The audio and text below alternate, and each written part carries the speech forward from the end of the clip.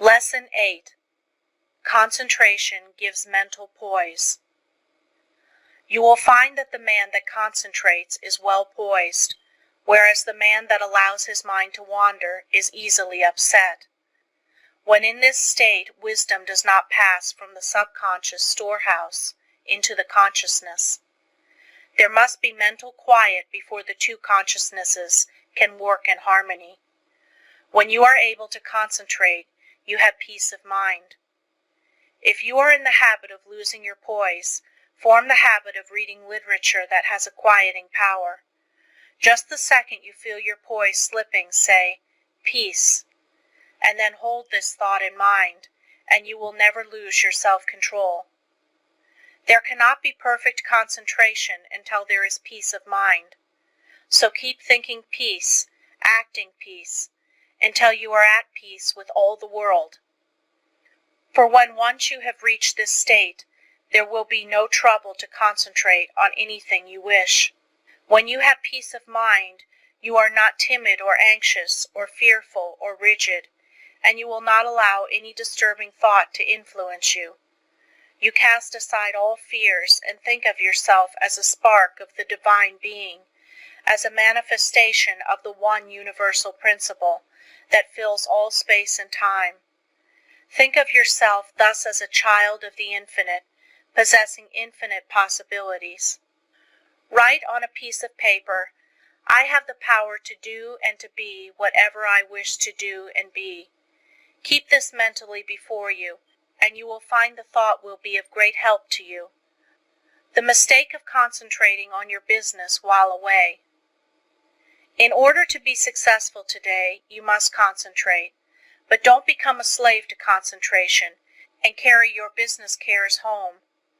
Just as sure as you do, you will be burning the life forces at both ends, and the fire will go out much sooner than was intended. Many men become so absorbed in their business that when they go to church they do not hear the preacher because their minds are on their business. If they go to the theater, they do not enjoy it because their business is on their minds. When they go to bed, they think about business instead of sleep and wonder why they don't sleep. This is the wrong kind of concentration and is dangerous. It is involuntary. When you are unable to get anything out of your mind, it becomes unwholesome, as any thought held continuously causes weariness of the flesh. It is a big mistake to let a thought rule you instead of ruling it. He who does not rule himself is not a success. If you cannot control your concentration, your health will suffer. So never become so absorbed with anything that you cannot lay it aside and take up another. This is self-control. Concentration is paying attention to a chosen thought. Everything that passes before the eye makes an impression on the subconscious mind, but unless you pay attention to some certain thing, you will not remember what you saw. For instance, if you walk down a busy street without seeing anything that attracted your particular attention, you could not recall anything you saw. So you see only what attracts your attention. If you work, you only see and remember what you think about. When you concentrate on something, it absorbs your whole thought. Self-study valuable. Everyone has some habits that can be overcome by concentration. We will say, for instance, you are in the habit of complaining or finding fault with yourself or others, or imagining that you do not possess the ability of others, or feeling that you are not as good as someone else, or that you cannot rely on yourself, or harboring any similar thoughts or thoughts of weakness. These should be cast aside, and instead thoughts of strength should be put in their place. Just remember every time you think of yourself as being weak, in some way you are making yourself so by thinking you are. Our mental conditions make us what we are. Just watch yourself and see how much time you waste in worrying, fretting, and complaining. The more of it you do, the worse off you are. Just the minute you are aware of thinking a negative thought, immediately change to a positive one. If you start to think of failure, change to thinking of success. You have the germ of success within you. Care for it the same as the setting hen broods over the eggs and you can make it a reality. You can make those that you come in contact with feel as you do, because you radiate vibrations of the way you feel, and your vibrations are felt by others. When you concentrate on a certain thing, you turn all the rays of your vibrations on this. Thought is the directing power of all life's vibrations. If a person should enter a room with a lot of people and feel as if he were a person of no consequence, no one would know he was there unless they saw him, and even if they did, they would not remember seeing him, because they were not attracted towards him. But let him enter the room feeling he was magnetic and concentrating on this thought. Others would feel his vibration. So remember, the way you feel, you can make others feel. This is the law.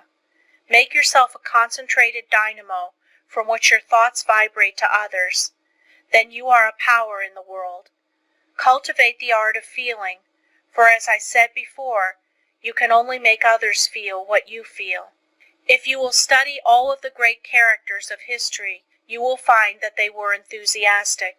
First, they were enthusiastic themselves, and then they could arouse others' enthusiasm. It is latent in everyone. It is a wonderful force when once aroused. All public men to be a success have to possess it. Cultivate it by concentration. Set aside some hour of the day wherein to hold rapt converse with the soul. Meditate with sincere desire and contrite heart, and you will be able to accomplish that which you have meditated on. This is the keynote of success. Think, speak, and act just as you wish to be, and you will be that which you wish to be.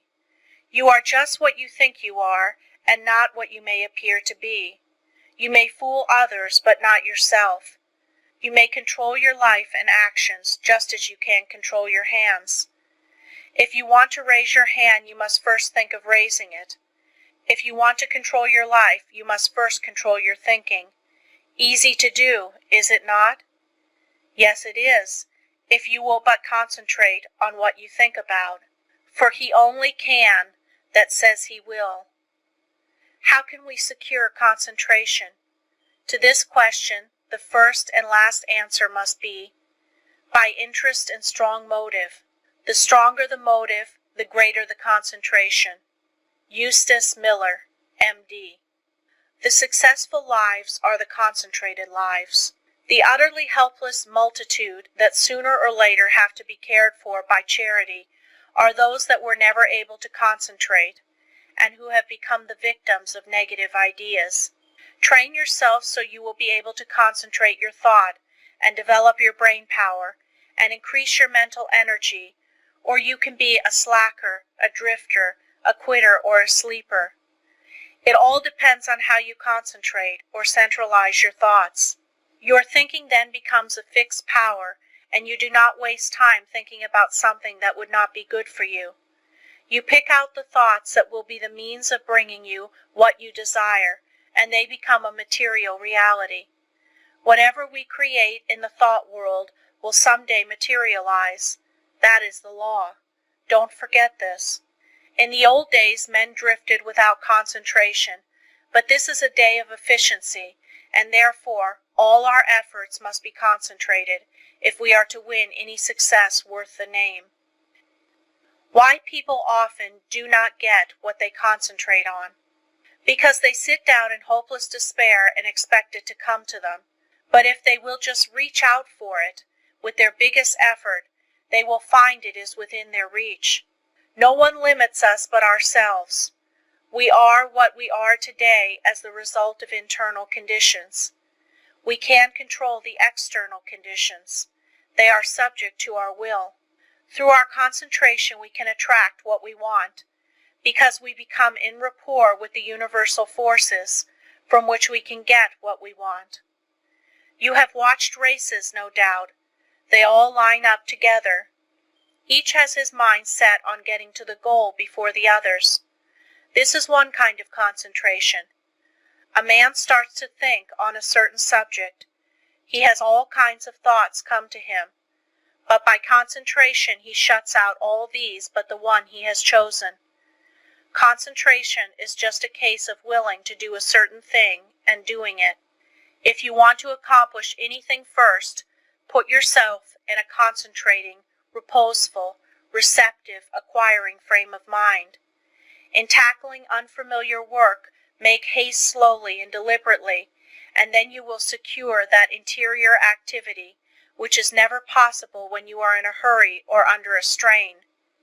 When you think hard, or try to hurry results too quickly, you generally shut off the interior flow of thoughts and ideas. You have often, no doubt, tried hard to think of something but could not, but just as soon as you stopped trying to think of it, it came to you.